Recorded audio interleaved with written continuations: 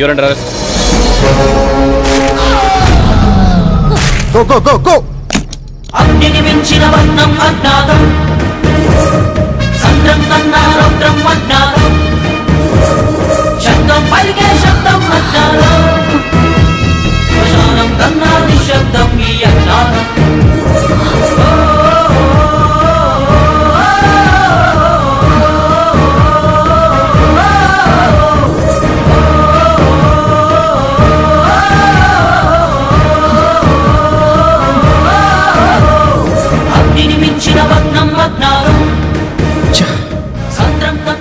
He's no more.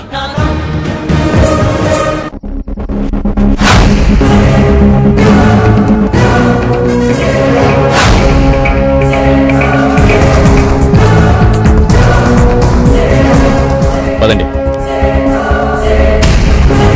Constable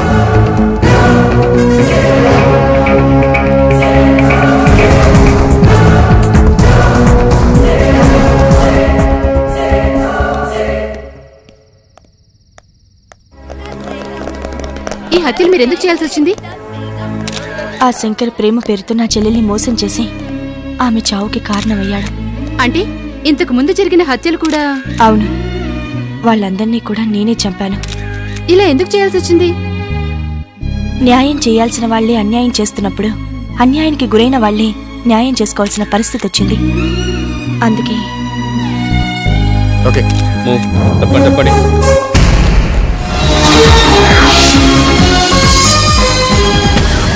నమస్తే, welcome to మహా news. వరుసగా 6 హత్యలతో రాష్ట్రాన్ని వణికిస్తున్న అనామికను సిబిఐ ఎట్టకేలకు ఇవాళ పట్టుకుంది. ఇలాంటి తప్పులకు కారణం లా అండ్ ఆర్డర్ సరిగా లేకపోవడమే.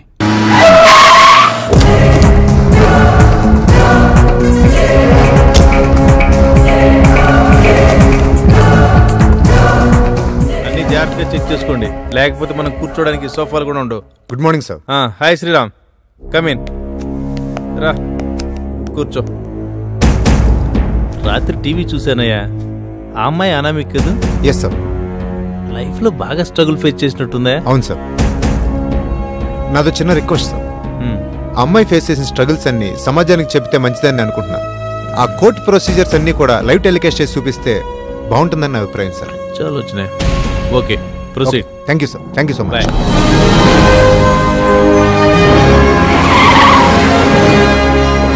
నమస్తే, వెల్కమ్ టు మహా న్యూస్. హైదరాబాద్ సిటీలో వరుసగా 6 హత్యలు చేసిన అనామికను ఈ రోజు కోర్టుకు హాజరుపరుస్తున్నారు. ఆ ప్రత్యక్ష ప్రసారం ఇప్పుడు చూద్దాం. నీ తరపున వాదించడానికి లాయర్ ఉన్నారా? లేరు సార్. ఈ హత్యలన్నీ నువ్వే చేశానని ఒప్పుకుంటున్నావా? అవును సార్, ఈ హత్యలన్నీ నేనే చేశానని ఒప్పుకుంటున్నాను. కనుక ఏ శిక్ష విధించినా అనుభవించడానికి సిద్ధంగా ఉన్నాను. మీరు తీర్పిచ్చే ముందు కోర్టు వారికి నా ఆవేదన్ని చెప్పుకోవాలనుకుంటున్నాను సార్. Permission granted. సార్, ఈ సృష్టిలో ప్రతి జీవి తల్లి గర్భం నుండి భూమి మీద పడ్డాకే వాటి ఉనికి కోసం పోరాడతాయి. కానీ ఆడపిల్ల మాత్రం తల్లి గర్భంలో ఉన్నప్పటి నుంచే తన ఉనికి కోసం పోరాడాల్సి వస్తుంది. అంటే ఆడపిల్లను తల్లి గర్భంలో ఉన్నప్పుడే చంపేసే సంస్కృతి మన దేశంలో ఇంకా కొనసాగుతుంది. అంటే నీ ఉద్దేశంలో ఆడపిల్లల్ని కనడం లేదా, పెంచడం లేదా? ఎస్ యువరానా, ఆడపిల్లల్ని కంటున్నారు, పెంచుతున్నారు.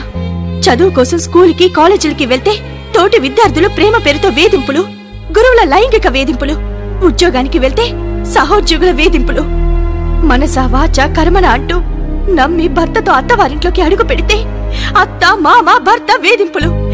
ఆడపిల్ల పుడితే ఆడవాళ్లే వేధిస్తుంటే ఆడపిల్లకి రక్షణ ఎక్కడుంది వ్రానా? ఆడపిల్ల బయటకొస్తే తిరిగి వెళ్తానో వెళ్ళను అని తనకు భయం, ఇంటికి క్షేమంగా చేరుతుందో లేదోనని ఇంట్లో వాళ్ళకి భయం, చివరికి చిన్న పిల్లల్ని సైతం బయటికి పంపాలంటే భయం వేస్తోంది సార్.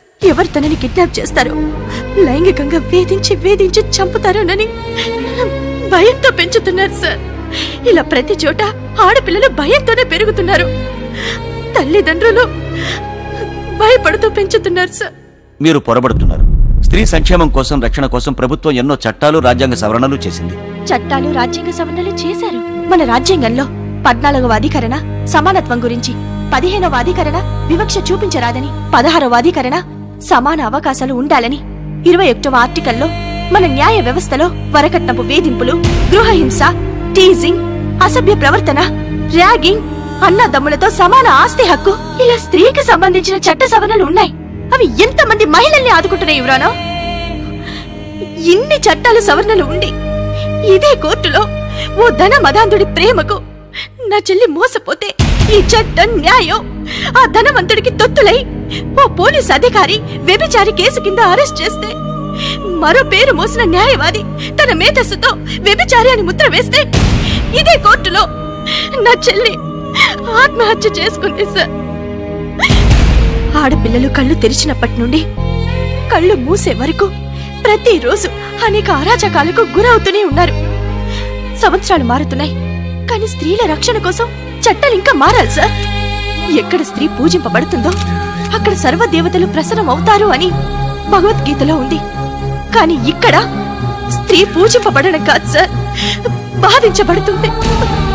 ఆడవారిలో ఎవరో ఒకరికి అన్యాయం జరిగినంత మాత్రాన మొత్తం వ్యవస్థనే తప్పు పట్టకూడదు. నిజమే యువరానా, నేను మొత్తం వ్యవస్థని తప్పు పట్టడం లేదు. ఆడవారిలో ఎవరికో ఒకరికి న్యాయం జరుగుతుంది, కానీ ఎక్కువ మందికి అన్యాయమే జరుగుతుంది. ఇప్పటికి కూడా కాలేజీల్లో ర్యాగింగ్ ఆగట్లేదు. యాసిడ్ దాడులు, కత్తిపోట్లు, లైంగిక వేధింపులు, వరకట్నపు చావులు, ఇన్ని వేధింపులు, సమస్యలు, చావులు ఎందుకు ఆగట్లేదు సార్? ఈ సమాజంలో స్త్రీని దేవత అంటూ పూజింపనవసరం లేదు, సాటి మనిషిగా గుర్తిస్తే చాలు. ప్రతి మహిళకు నేను చేసుకునే మనవి, నాటి స్త్రీ కంటే నేటి స్త్రీ సాధించిన ప్రగతి ఒక్కటే. భర్తకు అమ్ముడుపోయే స్థాయి నుండి భర్తను కొనగలిగే స్థాయికి ఎదగడమే. దాన్ని చూసి సంతోషపడొద్దు. మగవారికి ఇవ్వాల్సిన ప్రాధాన్యతను వారికిద్దాం. అలాగే మన విలువల్ని మనం కాపాడుకుందాం. ఓ గాంధీజీ పోరాడితే మనకు స్వతంత్రం రాలేదు, ఒక అల్లూరి సీతారామరాజు పోరాడితే రాలేదు. వారి వెనుకున్న ప్రతి ఒక్కరూ ఒక సిపాయిలా పోరాడి ప్రాణాలు త్యాగం చేశారు కాబట్టే మనకు స్వతంత్రం వచ్చింది. ఏ ఒక్కరూ చేస్తే సమాజంలో మార్పు రాదు. అందరం కలిస్తేనే సమాజంలో మార్పు తేగలం. ఇన్ని చట్టాలు రాజ్యాంగ సవరణలు తెలిసిన దానికి చట్టాన్ని నీ చేతుల్లోకి తీసుకోవడం నేరమని తెలియదా?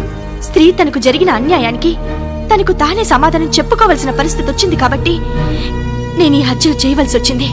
ఓ ఆడబిడ్డ తండ్రిగా ఈమె వాదనతో నేను ఏకీభవిస్తూ, ఈమె చెప్పినవన్నీ వాస్తవాలైనప్పటికీ న్యాయపరంగా ఆలోచిస్తే చట్టాన్ని ఆమె చేతుల్లోకి తీసుకుని హత్యలు చేయడం తప్పుగా భావిస్తూ ముద్దాయికి 7 సంవత్సరాల సాధారణ జైలు శిక్షను విధిస్తూ తీర్పు చెప్పడమైనది. శిక్షాకాలం పూర్తయిన పిదప స్త్రీ శిశు సంక్షేమ మరియు సామాజిక సేవా విభాగాల్లో ఈమె యొక్క సేవలను వినియోగించుకోవలసిందిగా ప్రభుత్వాన్ని ఆదేశించడమైనది. ఒక మనిషిగా నేను నిన్ను మెచ్చుకుంటున్నానమ్మా. నిన్ను చూశాక కొందరైనా మారతారు. ప్రతి అల వెనక సముద్రం అంతా ఆధారపడి ఉన్నది అనేది ఎంత నిజమో, ప్రతి స్త్రీ వెనక ఈ సృష్టి అంతా ఆధారపడి ఉంది అనేది కూడా అంతే నిజం. Heads of.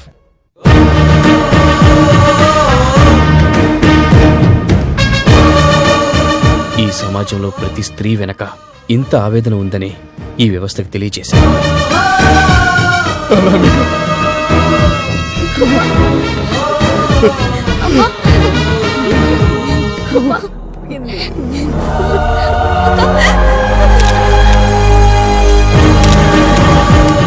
Please, please, not now, please. Get ready. Get ready. Please.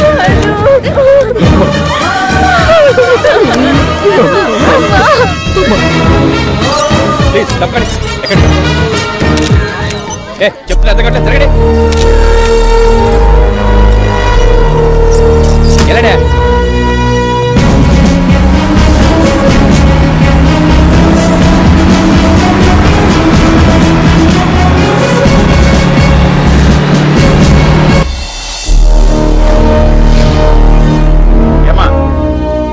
నీకోసం మీ వాళ్ళు వచ్చారు.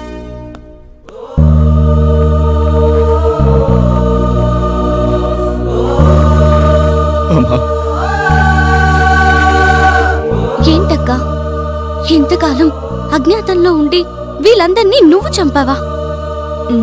కానీ చెయ్యని 2 మర్డర్స్ కూడా నీ మీద ఎందుకేసుకున్నావు? బాగా ఆలోచించి ఈ నిర్ణయం తీసుకున్నాను. ఆ రోజు ఏం జరిగిందంటే ఎవరు వస్తున్నారా?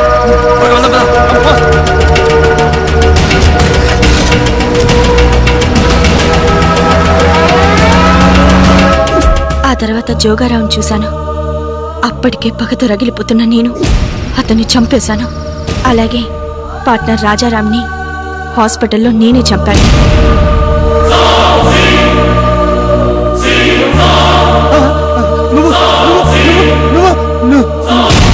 తర్వాత ప్రకాష్ రావుని సిఐని, లాయర్ని, శంకర్ని, తప్పుడు సాక్ష్యం చెప్పిన రాజేష్ని చంపాలని టార్గెట్ చేశాను. ఇంతలో ప్రకాష్ రావు చనిపోయాడు. ఎవరు చంపుంటారని ఎంక్వైరీ చేస్తే నువ్వేనని తెలిసింది.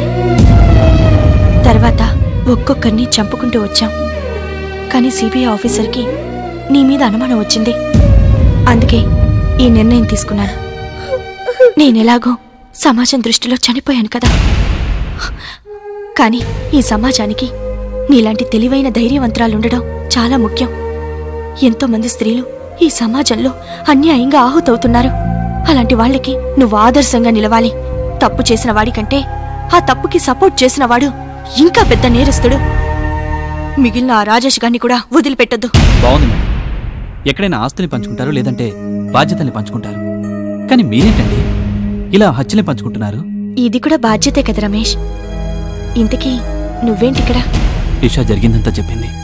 మీ లక్ష్యాలకు ఆదర్శాలకు తోడుగా ఉండాలనుకుంటున్నాను.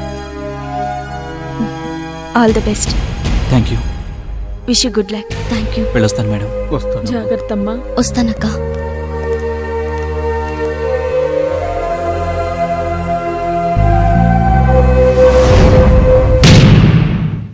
Good morning sir. Very good morning. తీసిన రాగం చాలు, అక్కడ సార్ వెయిటింగ్. పొడుగు నిషా, నిన్న ఎండి గారు తన క్యాబిన్కి రమ్మన్నారు. జాగ్రత్త. ఆయన అది ఎలా ఉన్నారు? Thank you sweet heart. ఇప్పుడు పావింది కదరా. ఏంట్రా కుళ్ళు చూపు, కరెంట్ షాక్ కొట్టిన పొట్టుకోతులు అయిపోయావు. ఒరే ఇలా పావిందంటే